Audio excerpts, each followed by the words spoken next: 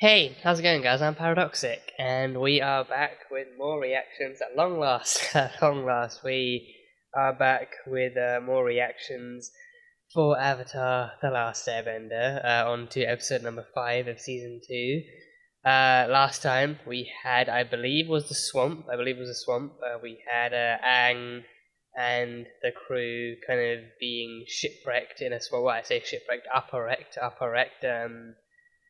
flying bison wrecked in a swamp that Aang felt was calling down to them and everything, and actually calling him down to investigate some stuff. So that happened, and then they did some exploring, and they got separated. And then when they were separated, they had some visions, and I think Sokka saw Princess Yue, Katara saw her mother, and then for them too, it was actually people in their past that they loved and that they lost, and they kind of had a connection to in that sense. But with Aang, he saw someone he hadn't actually met yet. He saw like a little girl that kept running away from him, but that was actually someone from his future that he hadn't met yet. So I think that one actually kind of holds up as like a very intriguing path to explore in the future as to who she is and why she's so important, that he's having visions about her and all that kind of stuff.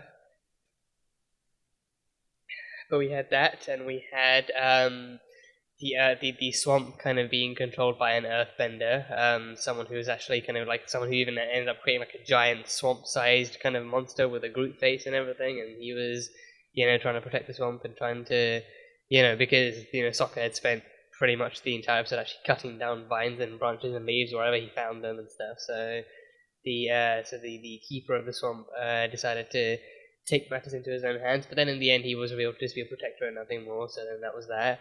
But then he did teach them about how the swamp was actually one tree that had actually expanded and kind of spread its roots out to create like a giant swamp, and that kind of power kind of connected everything together, and it was actually kind of it was actually the key to holding the world together and all the nations and all the elements and everything. So it was like a nice episode and like a nice message in connectivity and unity and all that kind of stuff, and how Aang, being the new Avatar, he is the one destined to bring about that kind of peace. So, cool episode in that sense. Then I think we did have some stuff with some other hunters who actually were hungry, and then they came across Appa and Momo and tried to hunt them too. So, had some fun shenanigans over there too. So that was cool. But yeah, just other than that, it's like a cool episode about swamp and some earthbending and some cool messaging. So yeah, it was fun in that sense. I think I'm curious as to how soon we might actually meet that girl from Aang's vision and see exactly how important she is to him and how important she is enough for him to have visions about her. So it should be interesting. So yeah, that is pretty much all I can remember from episode number 4. It's been a while. I know it's been a while, but it's all I can remember. So on to episode number 5 of season 2. So on to the reaction, and as you guys all know, this will just be the fair use version of the reaction. So highlights and best bits only. But if you guys want the full-length version, then that one will be over on Patreon, so you can go check that out over there. That'll be just so much fun. But yeah, that is it. So yeah, I was about to do my outro. For some reason, I was about to do my outro. I don't know why I was about to do my outro, but no. Avatar: The Last Airbender, season 2, episode 5. Let's go. Let's go into the episode. This island is The Warriors of Kyoshi. I know Kyoshi. The Warriors of Kyoshi. Kyoshi was born here 400 years. Earth Avatar. I believe she was the Earth Avatar, yeah. Book 2, Earth, yeah. Avatar Day. Okay. Avatar Day. Which Avatar? Are they going to celebrate all the Avatars, or... Well, it's Avatar Day, not Avatar's Day. I don't know. Oh, that's the worst. That's the fucking worst. What are you doing in my mouth? That is a lot better than what was originally in your mouth. Okay? That was so much better than what was in your mouth. My scrolls. My staff. Oh, dropping a tree. Oh, damn. Oh, he can just do front flips. He can do flips. Oh, there we go. Oh. Yip, yippity yip. There we go. Oh. There's no time. Oh, I see. So there's time to get your scrolls and time to get your staff, but no time for mine. Everyone can get everything but Sokka, yeah. Oh god, Sokka's iconic boomerang. No. I was gonna say, everyone has time to get everything but Sokka, no. I feel like I've lost part of my identity. Oh, Imagine if you Sokka. lost your arrow. Or if Katara lost her hair loopies. Her hair. Oh yeah, her hair loops. Her hair is iconic. Her hair is Here's your brother's Yeah, ponytail guy. Used to ponytail be guy. Boomerang guy. Oh, poor Sokka. Poor Sokka. Avatar Day. Avatar You guys Day. are going to the festival, right? And here comes Avatar Roku. Ah, so it is for all the avatars then. Kyoshi, Roku. Having a huge festival Yeah. in your honor is great. Aang, look! That's the biggest Ah, thing I've that's ever Aang! Oh, they even made one for Aang. Oh, that's so cool. And he somehow matches them. He somehow matches their height. He's a child and he matches their height. Or Whoa. Is he burning the avatar statues?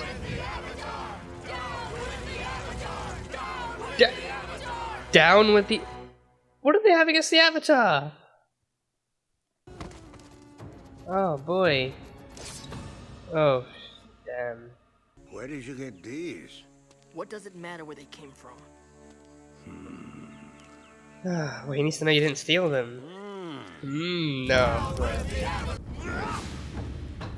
What the? Oh, not even Aang, right in the eye. Oh, right in the eye. Right in the eye. Oh, yeah. Oh, save the statues. Pooper's ruining Avatar Day! It's the Avatar. The Avatar himself! Yeah. It's going to kill us with its awesome Avatar power! What? No, I'm not. I'm on your side. I find that hard to swallow. Maybe drink some water with it then. Your past avatar Kyoshi, she murdered our glorious leader, Chin the Great. Yoshi You think murdered that I- Chin. Murdered someone? Let's tell her what we think of the Avatar's honor! Oh boy. Oh, this is that then. That's really not that bad. I really thought they were gonna actually pull out weapons and shit. The only way to prove your innocence is to stand trial. The trial of the glad to stand Avatar. trial. The trial You of the have to Avatar. follow all our rules. Damn. Who knew the Avatar Day thing could be so fucking misleading? This is just false advertisement. It's not even a celebration, it's just slander. That's okay, Sokka.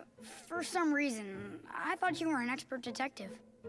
Well, I guess Yeah. I could be classified as such. Yeah, just goading him into actually doing work. Back Yeah. home, he was famous for solving the mystery of the missing seal jerky. See, a real 800-pound polar leopard would have left much deeper tracks. Okay, I guess I am pretty good. So you'll help me with my case? Sokka going from boomerang guy to lawyer guy. Oh, he's got like a monocle and everything too. Yeah, nice. Forget Sherlock Holmes. Now we got Soccer Holmes. Now we got Soccer Holmes. Holmes. Soccer Holmes.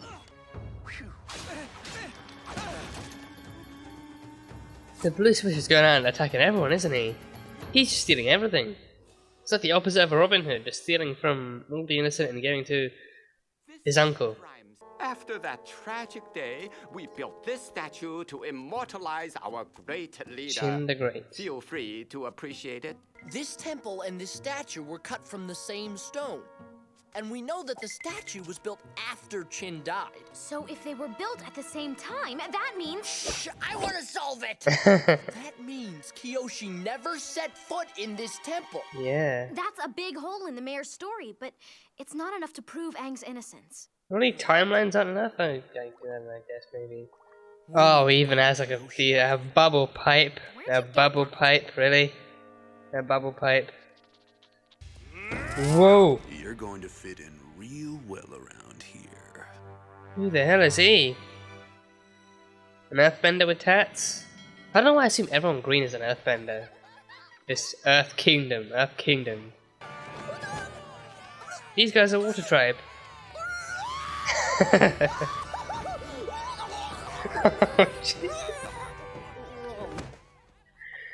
Oh, what? Where's Angie?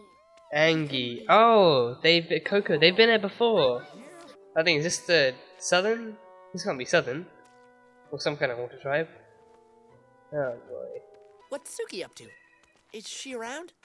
Actually, she and the other warriors left to fight in the war. You kids had a big impact on Suki. Suki was the warrior of Kyoshi, right? The original warrior of Kyoshi that he, had thing for in season 1. She had exquisite taste. Please don't touch. These fans. They were her weapons, no? Also refrain from touching the fans. At These 300 were her years old, probably boots? break. Her feet must have been enormous. Wait a minute. Big Small feet? small footprint. Little footprints? Yeah, big boot, There's small no footprint. Yeah. Special outfit? These things mean anything to He you? needs to be the one to come You're to the right. conclusions. I'm sorry. Please. He needs something. He needs Aha! something to There's no way inflate his Kiyoshi could fucking have ego. made that footprint, and therefore there is nothing linking her to the crime scene. Brilliant. Hey, you're smart, handsome, funny. Not to mention you're the Avatar. You guys are great. No, he's making friends with Don't the be other afraid prisoners. to tell her how you feel.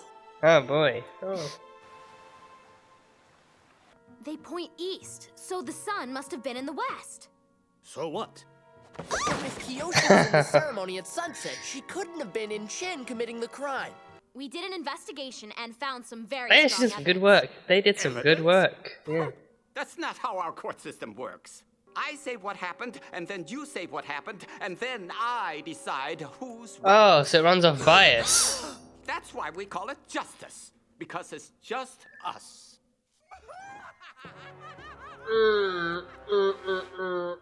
Call in Matt Murdock. He's the only one who can sort you fuckers out. Call in Matt Murdock. Call in Matt Murdock. I'm about to tell you what really happened, and I will prove it with facts. Fact number 1. Does he know the evidence? Footprints. Oh, yeah. You see, I have very large feet. No, Kiyoshi. Kiyoshi. Your temple matches your statue. They really should have given him a fucking But- script. I was in a painting at sunset. So there you have it. In the darkest times, hope is something you give yourself. That is the meaning of inner strength.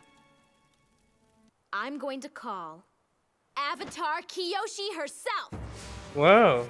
What? Well, she is Aang's past life. Maybe wearing her stuff will Oh, Aang's wearing her I stuff. do believe in the power of stuff. Oh, the power stuff. The mockery of Chin law. I'm sure Kiyoshi will be here. Can you not summon her from the Avatar state? Can you not summon Kiyoshi? everybody. Avatar Kiyoshi here. Oh no. This is Oh no. ridiculous. Whoa. Kiyoshi's coming! Kiyoshi's coming! Kiyoshi's totally coming! I killed Chin the Conqueror, Oh no. a horrible tyrant. Oh. Chin was expanding his army to all corners of the continent. Okay. He demanded our immediate surrender. I Ah. warned him that I would not sit passively while he took our home, but he did not back down. Yeah, she really is. She's so tall. She's so tall. Oh, damn. Oh boy. On that day, So she split the land. She split the land. Oh boy, she split the land. She split the land. That is an Avatar power move. Oh, he literally fell to his fucking death. He literally fell to his death. No one killed I him. created Kyoshi Islands. So Chin the Great was just not so great. He was actually a dick. He was actually an invasive dick. Bring out the wheel of punishment. Oh, there's a wheel of punishment now. Jesus. It just never ends with you people, does it? We no longer have anything to gain by traveling together. Oh no. I need to find my own way. Oh no. He's separating from Ira? Oh no. Oh. Wait! Oh. Ira and Zuko separated. Oh. Is Ira gonna be okay? To determine his sentence. Oh jeez, shark, boiling water. I said I would face justice, so I will. Being cuddled by a bear, is that a thing? Eaten by bears. No, eaten by bears, not cuddled, eaten. Community service! Please stop on community service. Is that even a thing for them? Oh no, sharks. Oh no, not sharks. Boiled in oil. Oil? Oh, that's just being fried. That's just fried in oil. They're gonna fry the freaking Avatar. What? Oh. Oh, is it those Fire Nation dudes? The Fire Nation dudes, yeah, the same Fire Nation dudes. You, Avatar, do something. Oh, now you want him to do I'd something? love to help, but I'm supposed to be boiled in Yeah, oil. too bad, you want to build the Fair Avatar. community service. We'll serve our community and get rid of those rhinos. Okay, that's more like it then, yeah. Jeez. Oh yeah, he's gonna fight with Kyoshi's blades. He's gonna fight with Kyoshi's blades. Oh, that's so cool. That's so cool. Oh, that's good. Oh, that's a nice use of the monocle. Oh, oh, the hat with the glasses. Oh, nice. Oh, nice.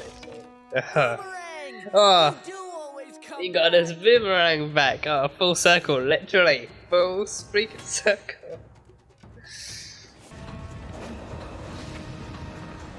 Oh, that was good. That was good.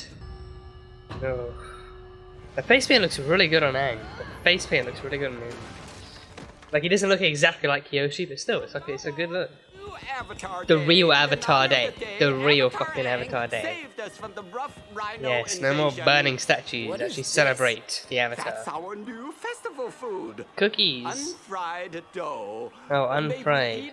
So you were willing to fry the freaking Avatar, but you can't bake a few cookies? Really? You can't fry some dough? Oh god. This is by far the worst town we've ever been to. Oh. Ugh, well, there we have that then. So yeah, that was fun. That was fun. That was interesting. Some blatant misadvertising and misadvertisement and misleading content in the beginning with Avatar Day. You know, rolling out 3 shiny, pristine, really well crafted and really well made up Avatar statues, only for them to twist the tables on us and turn the tables on us and try and burn them down. So the Avatar Day, it turns out, originally was not about actually celebrating the avatars, but was about burning them because of something that they thought, and they trusted their leader to tell the truth, and that guy was just telling them, you know, biased ass fake news, and he was just, you know, going off on however he felt about it and whatever he felt about it and everything. So, you know, their Avatar Day was based off of lies being spouted by their leader, so not the most legitimate of holidays, to begin with anyway. So there was that, and then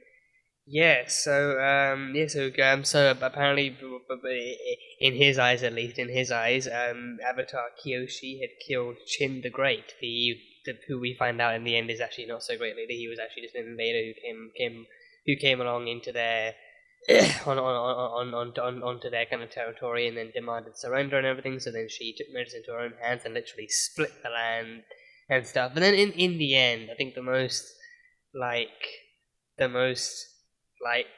piss-taking revelation is the fact that he wasn't even killed. He literally stood too long on on the edge of an unbalanced cliff, and he literally, like, his weight and his temper tantrum that he was throwing actually just added on to that pressure, and he just literally, you know, like the cliff he was standing on broke off, and he fell off with it. So that was pretty much it. So yeah, and I think that makes you wonder then how the footprint was there in the end, because I think the footprint was still there.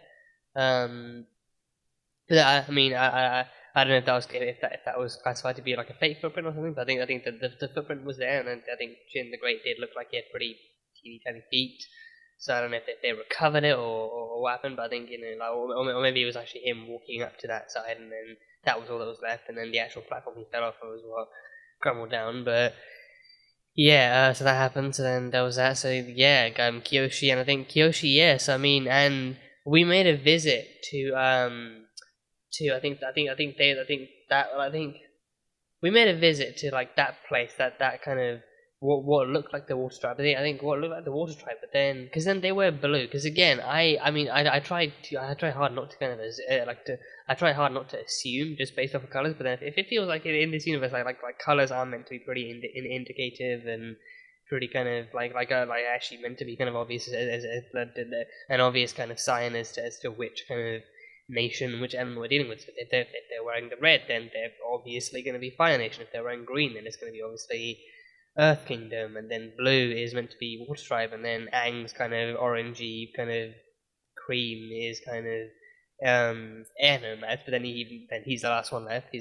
So then seeing them go back to that place with the blue, with the people wearing the blue clothes, and then I can't remember what her name was. Not Suki, because that was the girl that Soccer asked her, but then the other girl who used to call Angie. I think she might have been from the Southern War tribe, right? Because I think that was where Aang and Sokka, not Aang, Katara and Sokka were from. I think they were from the Southern War tribe. I think I remember I vaguely remember some of the kids from there actually calling Aang Angie and wanting to play with him and stuff like that. So I think that could have been from there, but. But then Katara's grandmother wasn't around. But I think the guy, he was there. So yeah, my memories on season 1 just not crystal clear as of right now. But I definitely remember those people. But then they were also wearing blue. But then they weren't exactly down south. So I was kind of confused in that regard. But either way, and then also like they knew about Suki, and Suki was a warrior of Kyoshi, and Kyoshi was an Earthbender. I think last time I remember, I'm pretty sure Kyoshi was actually the Earth part of the cycle, and then it was actually and then it was actually thingy Roku. So yeah, I think it's like water, earth, fire, and air. Water, earth, fire, and air. I think like I need to actually try and I don't know how, but I need to actually try and memorize the kind of Avatar cycle somehow, because I think like a lot of the time I keep forgetting the order, and I keep wondering, is it earth and fire and water and air, or is it the other way around? But no, it's like water, earth, fire, air, and it's like it plays in the beginning of every episode. I think that should be like a big enough kind of help and a big enough clue. It literally plays in the opening of each and every episode of the show. But yeah, I think water, earth, fire, and air. So yeah, so then it was Kyoshi, then it was Roku, and now it's Aang. So yeah, whoever comes after us, I think Korra, Legend of Korra takes place after us, and she's water. So I think she's the one who comes after Aang. So yeah, but yeah, so I think yes, Suki was a warrior of Kyoshi. I think in that episode, of the Warriors of Kyoshi, Suki was actually with them and stuff. So I think she and apparently in this one, her work with Sokka from last season actually inspired her to actually do more and to be more. So then she and her warriors of she and her warrior buddies actually went off to actually fight the war against the Fire Nation and everything. So good for her. She's going out there. She's kicking some Fire Nation ass, and she's doing some liberating and some freedom fighting and everything. So Suki's out there doing bits and doing her piece for the people. So that's cool. But yeah, so Kyoshi, I was kind of wondering why they would actually have anything against the previous avatars. I think especially like Kyoshi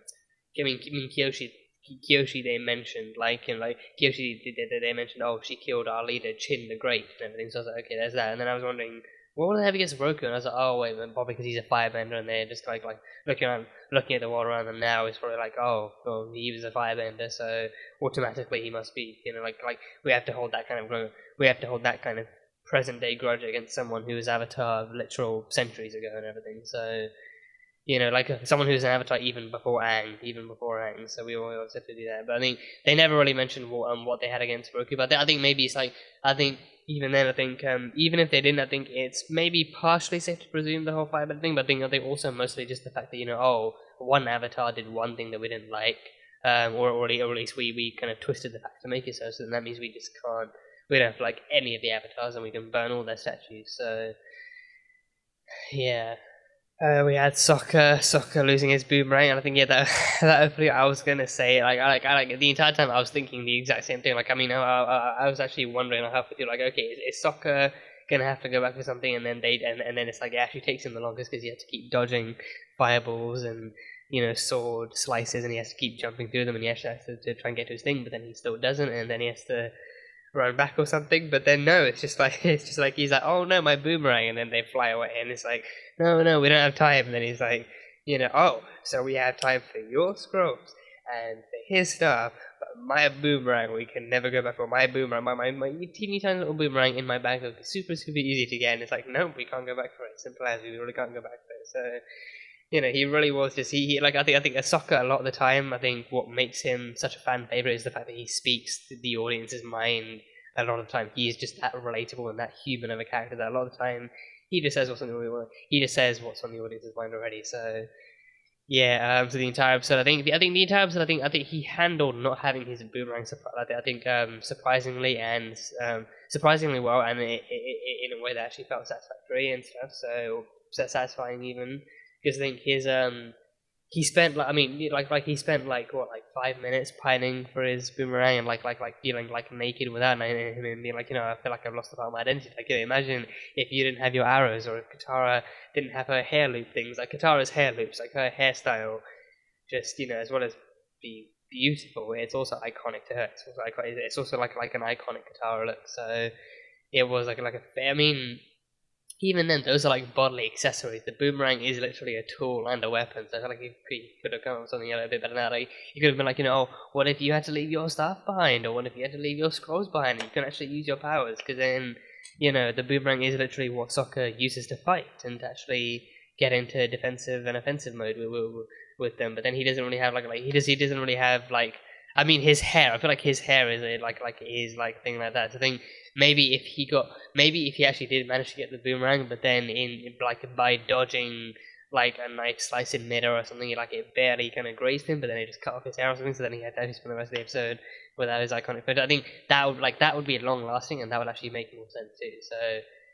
Yeah, but no. But then even then he spent like 5 minutes kind of pining after his lost boomerang and everything. But then afterwards he actually kind of moved straight on to actually kind of trying to find something new to make his thing. Like, he used to be boomerang guy, and now he's I think funny ponytail guy or something. So yeah.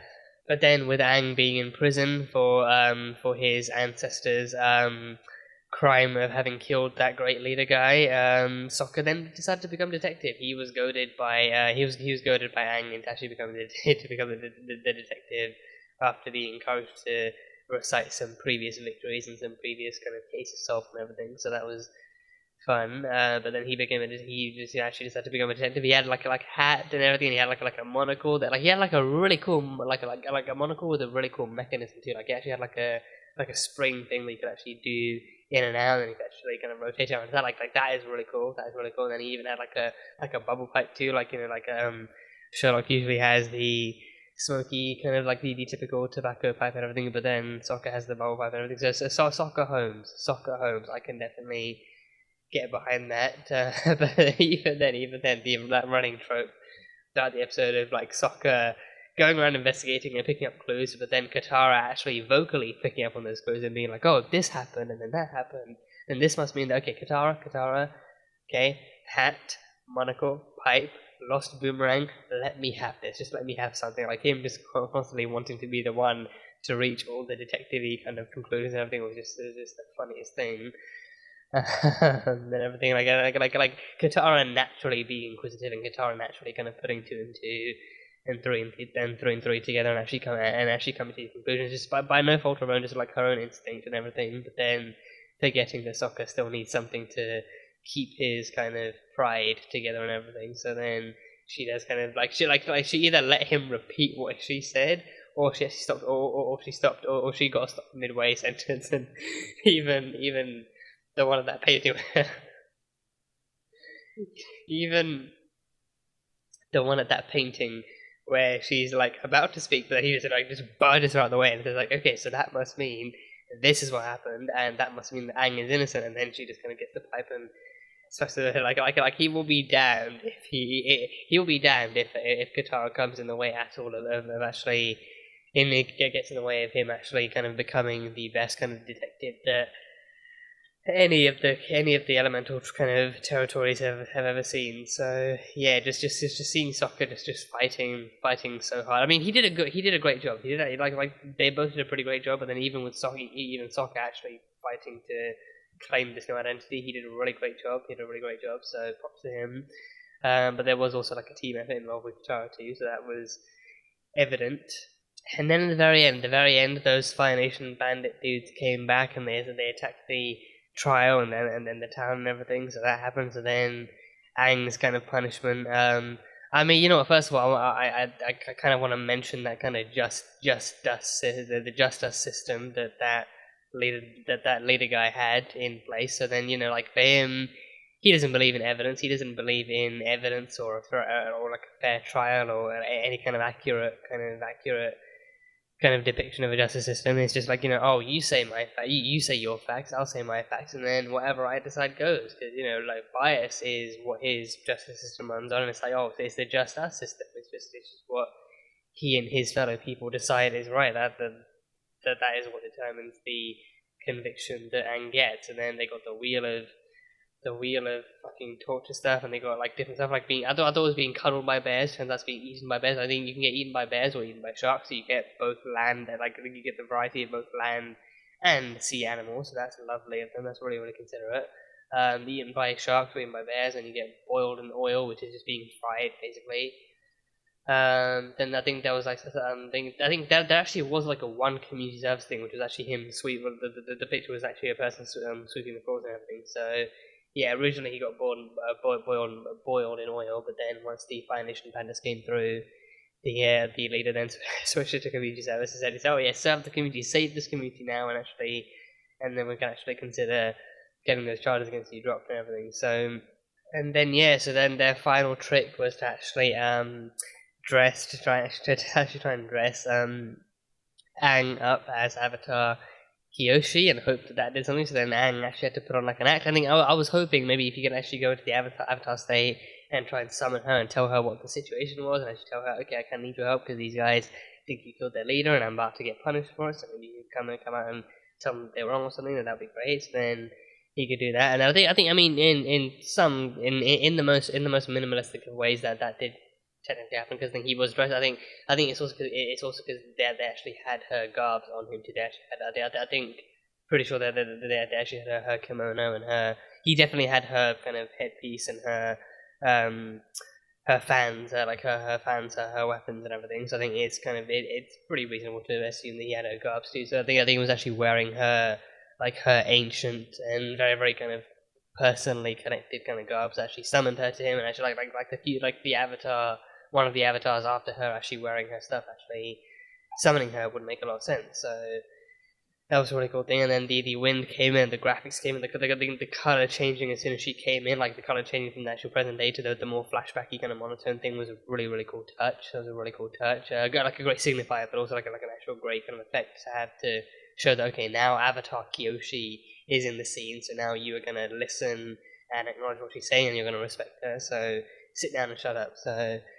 So yes, Avatar Kyoshi came along, and then she took everyone on like a flashback and showed off how exactly what happened and how she didn't actually, again, she never killed him. She never killed Chin the Great. He just kind of demanded surrender. She said no. She split the land like the boss that she is. She split the land like the boss lady she is, and then dude had a temper tantrum on the literal edge of a cliff, and then that kind of pressure and his own kind of weight on the edge of that very, very fragile cliff literally took him down and out for the count, and then that was pretty much it. So yeah, that confession from Kyoshi was cool to see. And I think again, like that confession wasn't even much of a confession. Just that's what happened.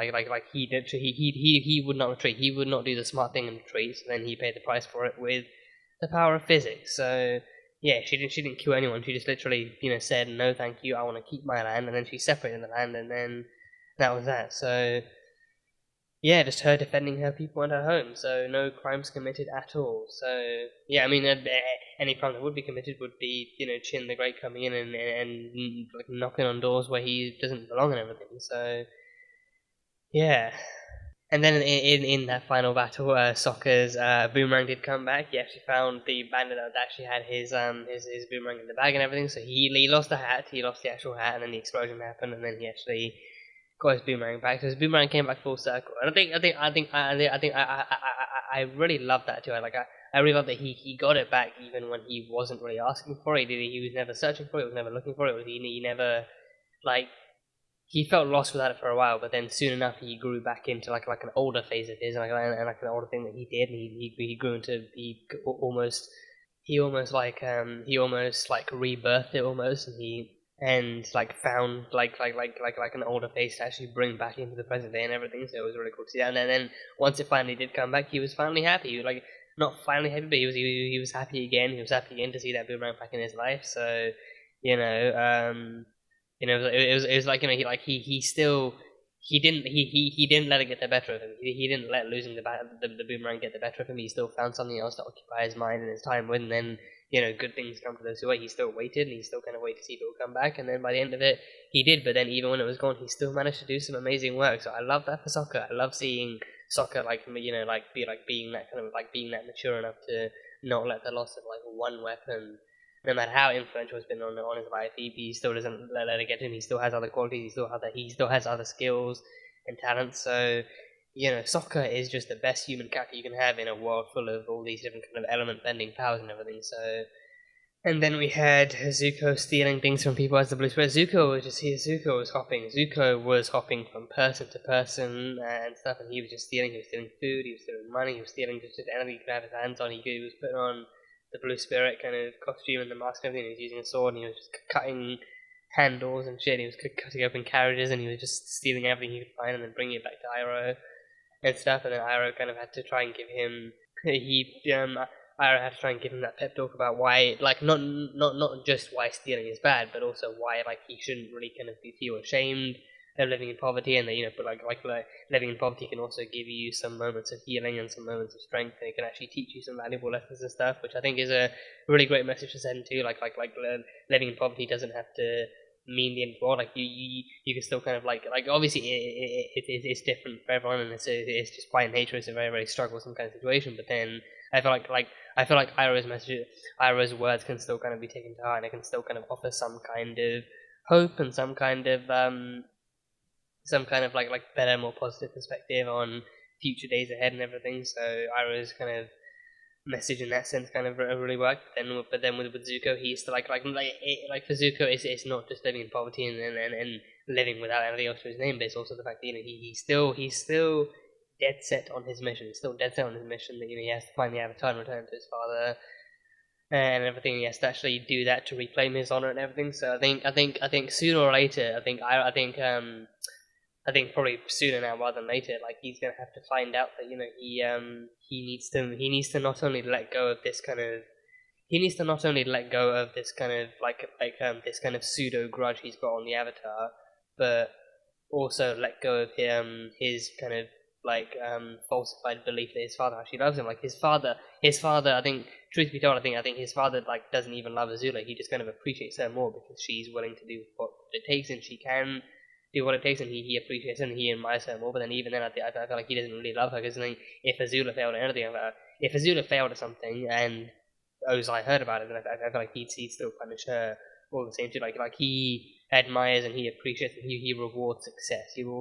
So then he doesn't really believe in rewarding it with love or anything like that. He is not that kind of a personal character. So So I feel like the sooner Zuko lets go of his kind of his grasp of the pseudo love that he believes his father has for him, then the sooner he can really move on with his own life and actually try and do things better, and then actually realize just what a sham this entire kind of Avatar hunt he's been on all this time really is. So yeah, I think now based on that ending of him actually kind of not necessarily abandoning Iroh, but I think I just temporarily currently going their separate ways and everything like that. I think that might be the key too, him running into other tribes and him having the opportunity to actually learn about the Avatar by himself, him going him going out and about and him running into other tribes and other people and actually hearing stories about the Avatar too.